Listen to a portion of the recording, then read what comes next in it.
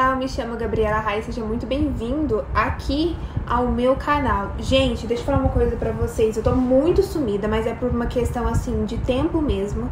E aí como eu viajei, eu falei, eu preciso aproveitar um pouquinho, acabei ainda não gravando. E vamos colocar as nossas aulas de psicanálise em dia. Eu pensei muito, será que eu continuo essas aulas? Só que eu percebo de coração que tem gente que realmente leva a sério, que faz direitinho, que tá ali na proposta, né, de desenvolver autoconhecimento, nessa busca de autorrealização e tá funcionando. Então não importa se é uma, duas, três pessoas que estão acompanhando de fato e levando a sério, eu fico feliz em fazer a diferença na sua, e eu sinto também pra mim é ótimo, porque eu vou colocando ali como é que fala? As matérias em dia, né? Vou reforçando aquele conhecimento.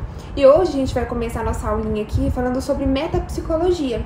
Lá em 1896 o Freud falou assim: precisamos organizar isso para as coisas fluírem melhor, porque Freud ele percebeu que tinha, lá em 1986, uma necessidade de organizar esses conceitos teóricos para trazer um suporte clínico mais profundo, tá bom?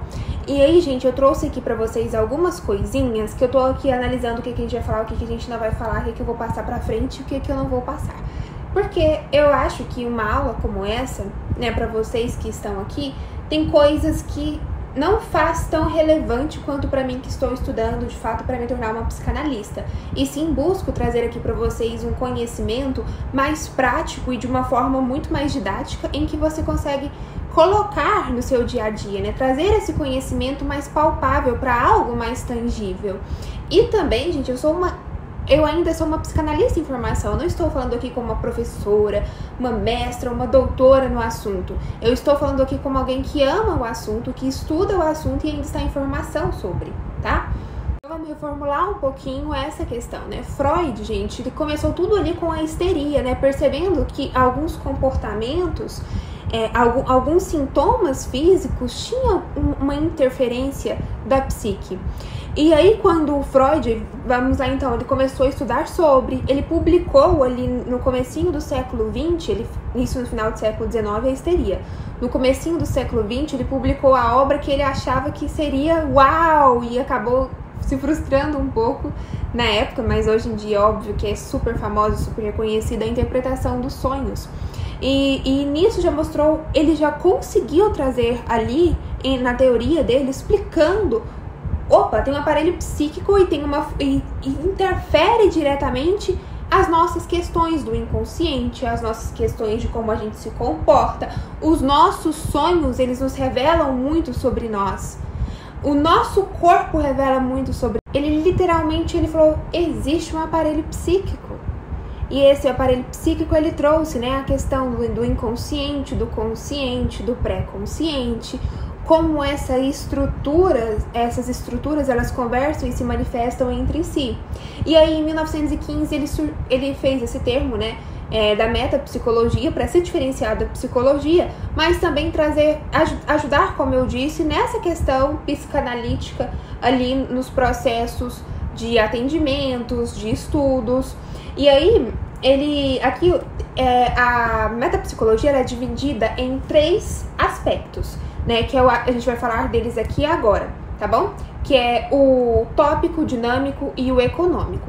O tópico, gente, Freud falou assim, opa, que lugar... Lembra que eu falei isso aqui pra vocês no vídeo da interpretação dos sonhos? Eu trouxe alguns vídeos sobre interpretação dos sonhos. E aí tem aqui tudo salvo na playlist Psicanálise. Caso você não saiba, tem uma playlist aqui com todas as aulas salvas pra você poder acompanhar. E aí voltando sobre isso, né? E aí o Freud, ele dividiu, né, a metapsicologia ali em 3 aspectos. De novo, vou repetir. Tópico, econômico, mas antes do econômico a gente também tem um dinâmico. O tópico, ele fala aqui, gente, ele refere-se ao lugar. O lugar ali no aparelho psíquico que está acontecendo aquilo. O dinâmico, Freud fala de qual força. A gente vai falar agora só para vocês entenderem aqui resumidamente. De qual força. E o econômico é o quanto de energia anda sendo investido naquela situação. Calma, confundiu tudo? Vou te explicar agora. Freud, ele fez, né, dentro dessas questões, ele propôs 3 sistemas principais ali dentro do tópico, do aspecto tópico, né? Ele dividiu entre primeira tópica e segunda tópica. A gente já falou dela aqui no canal, tem vídeo salvo. A primeira tópica é inconsciente, pré-consciente e consciente. Lembrando, isso que ele falou lá na interpretação dos sonhos, e a gente já trabalhou sobre isso.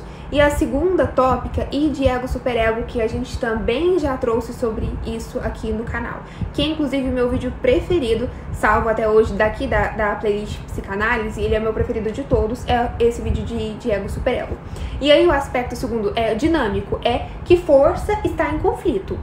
Então nós temos o nosso aparelho psíquico aqui, ele tem os lugares tópicos, inconsciente, pré-consciente, consciente. E que for para Freud, o psiquismo, ele é um campo com forças em disputa. Eu vou dar um outro exemplo que eu queria aproveitar para trazer para vocês, é o medo de dirigir. Todo mundo, gente, assim, todo mundo não, mas uma boa quantidade de pessoas me disse nesses dias na caixinha do Instagram, quando eu perguntei qual o seu medo, as pessoas disseram, medo de dirigir. E eu compartilhei que esse era um medo meu, e era um medo, gente, até patológico, porque eu tinha muito medo de machucar alguém, porque eu já disse, eu sou daquelas pessoas que eu passo em cima de alguém na rua e nem vejo, juro por Deus. Eu fico às vezes até constrangida, porque eu sou extremamente desastrada, assim. E eu tinha muito medo, eu falei, nossa, se andando eu sou assim, imagina eu gato dirigindo, né? E aí eu queria trazer um exemplo muito comum pra vocês sobre essas questões, antes da gente entrar aqui na dinâmica, mas do inconsciente, pré-consciente e do consciente. Quando a gente tá falando dos três, o inconsciente seria, por exemplo, um acidente na infância que você teve. O pré-consciente é quando você consegue lembrar, mas eu já compartilhei com vocês sobre isso. Eu só estou repetindo porque foi um exemplo que me veio lá no Instagram e eu quis trazer aqui. Mas já tem explicado essa questão do inconsciente, pré-consciente e consciente, tá bom? É só vocês pesquisarem aqui. E aí depois vamos repetir então. Veio a questão que ele organizou a metapsicologia em 3. Tópico falamos agora, certo? O tópico, agora o dinâmico, que é que força psíquica é essa? É um desejo? Que é isso, né? Que tipo, qual questão, qual força está sendo investida? E aí a gente fala da terceira, que é o que? Econômico. O econômico é que tanto de desejo a pessoa anda colocando naquilo. Um amor não correspondido, um amor que eu perdi. Então, olha, aí vamos, como que fica essa questão?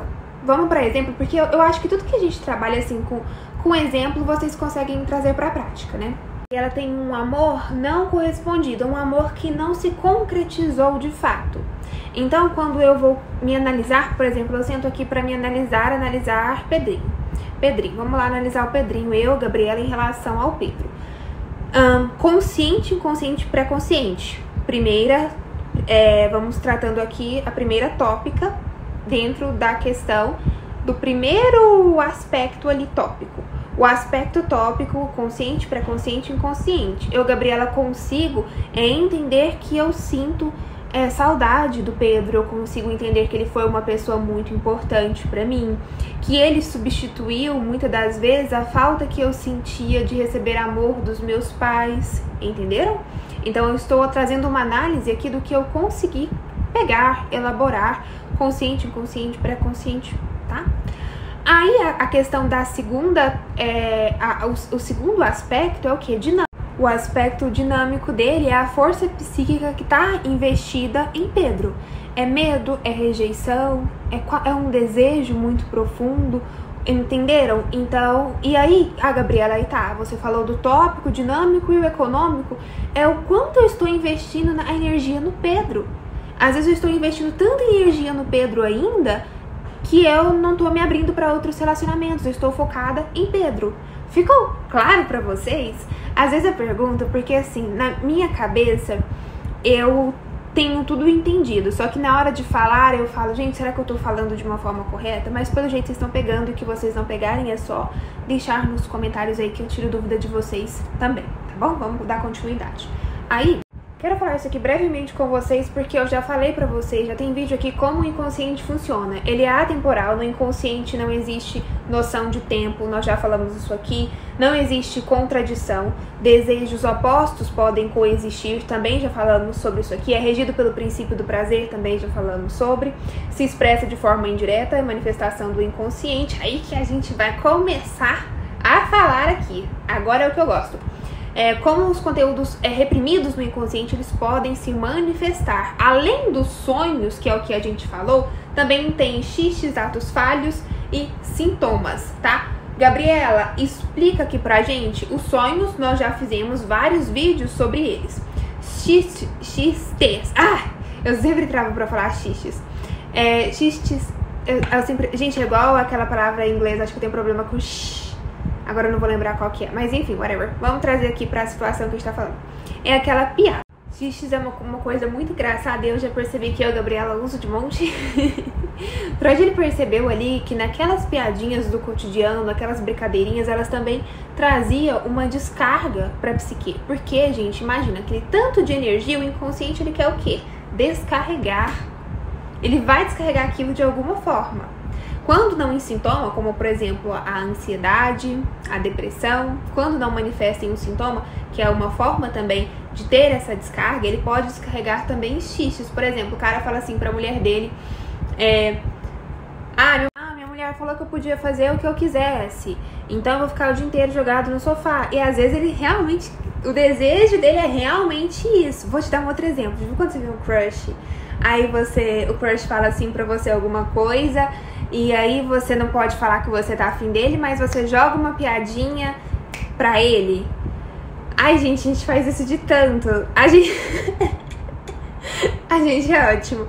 Olha, tá vendo tanto que eu me entrego aqui, eu já tô me colocando na roda, porque eu brinco assim, eu tava falando essa semana com a minha amiga, eu falei, amiga, é impossível um homem ficar na dúvida se eu tô na dele ou não, porque eu sou... Nossa, eu demonstro muito fácil, eu falo muito fácil. E tudo eu levo na piada. Tudo. Então, se eu tiver afim de uma pessoa, eu vou levar na piada. É tipo, é porque eu não consigo. Eu vou dar outros exemplos. Eu não me aguento, juro. Sabe quando você conhece um crush, você faz piadinhas bem bobas, por exemplo? Você acredita em amor à primeira vista, eu tenho que passar aqui de novo. Não é uma coisinha ridícula, né? Uma brincadeirinha que às vezes você fala, você é bonito, se não sei o que, eu te pegava. E às vezes a gente fala brincando. Só que se você parar pra pensar, você não falaria isso pra qualquer pessoa. Se você parar pra pensar com quem você tem essas brincadeirinhas de paquera, é quem lá no fundo você gosta ou tem interesse, e às vezes você nem confessou pra si mesma, e acaba escapulindo, acaba revelando aquele desejo. E também tem a questão de que às vezes você não quer falar, mas você fala de brincadeirinha. Já viu que toda brincadeirinha tem um tom de verdade? Freud percebeu isso. E aí uma outra forma, além dos sonhos, xistes e também a questão que eu falei pra vocês dos sintomas, é atos falhos. O que é um ato falho? Também é uma forma de uma manifestação do inconsciente. E Freud, ele percebeu que quando a gente fazia esse erro, né, que eu vou dar exemplo pra vocês, era uma forma, assim, do inconsciente manifestar um desejo ou um conflito mal resolvido. Como eu chamo o meu atual namorado, se eu chamar ele pelo nome do meu ex, significa que lá dentro de uma parte do meu psiquismo pode revelar tanto um desejo pelo ex quanto um desejo reprimido. A gente tem uma coisa muito interessante que é, por exemplo, assim, nossa, eu sei que eu tenho que chegar lá 4 horas, só que eu sempre me atraso para atender, para trabalhar, porque uma parte do seu inconsciente não quer trabalhar. Aí você manifesta. Um outro ato falho. Eu tenho uma amiga que ela não queria voltar pro Brasil porque ela estava na Europa. Gente, ela perdeu o voo e ela não planejou isso de forma consciente. Vou dormir mais. Não, ela simplesmente dormiu mais e perdeu o voo. Isso é um ato falho. É uma forma ali. Ele descarrega aquela vontade, aquele desejo. Então, ela não teve assim, não foi proposital que ela dormiu mais e perdeu o voo. Ela simplesmente não sabe como, ela dormiu, ela apagou e ela perdeu o voo. E ela conta, eu fiquei todos os dias, que eu não quero ir, eu não quero voltar pro Brasil, eu não quero, não sei o que, eu não quero ficar. E no dia de vir, o aparelho psíquico dela falou assim, opa, minha filha, dorme, você não vai acordar não, porque se você acordar, você vai voltar pro Brasil. Isso é de forma inconsciente. Porque a minha amiga, conscientemente, ela tinha que voltar pro Brasil, gente, até porque quando perdeu a passagem, pagar muito mais caro pra voltar.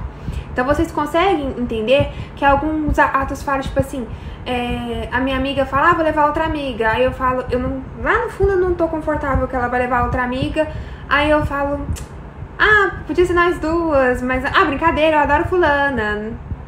Eu vou melhorar esse exemplo. A minha amiga, ela fala assim pra mim, Gabriela, você se importa de eu levar a fulana, que é minha amiga, pro nosso happy hour? E eu virar pra ela assim, nossa, porque a gente vai fofocar e tudo mais, a gente combinou de fofocar. Ela, mas fulana é super confiável. Aí eu falo, sei, o tanto que ela é confiável. E aí, mas depois eu organizo, não devia ter falado isso, que fulana não é confiável, dado a entender. Mas eu já dei a entender, sem querer querendo. Compreende? E muitas das vezes a gente vai ter um ato falho e que a gente vai corrigir na hora. Vou dar um exemplo. Eu brigo com uma pessoa que eu tenho muita raiva. Briguei com Petrita. E aí eu vim pro meu quarto. Queria que Petrita morresse. Que saco. Aí de repente eu falo, gente, que é isso?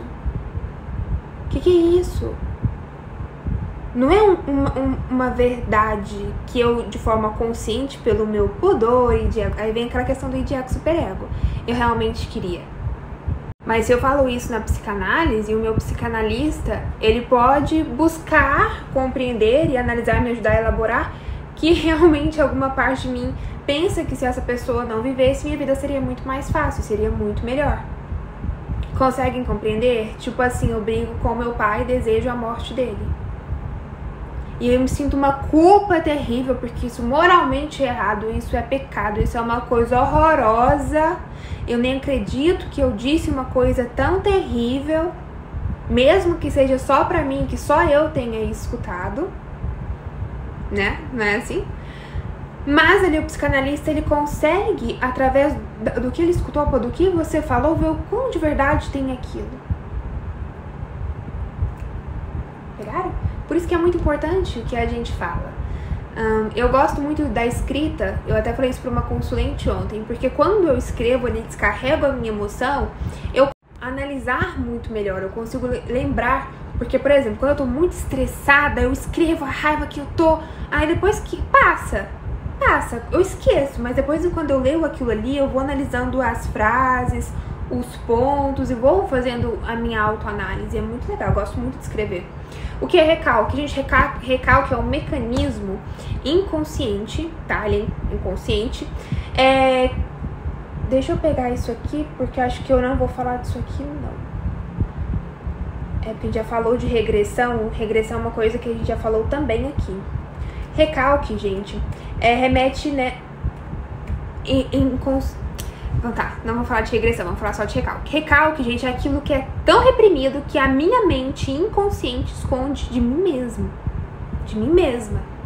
Por exemplo, gosto muito, muito do meu primo.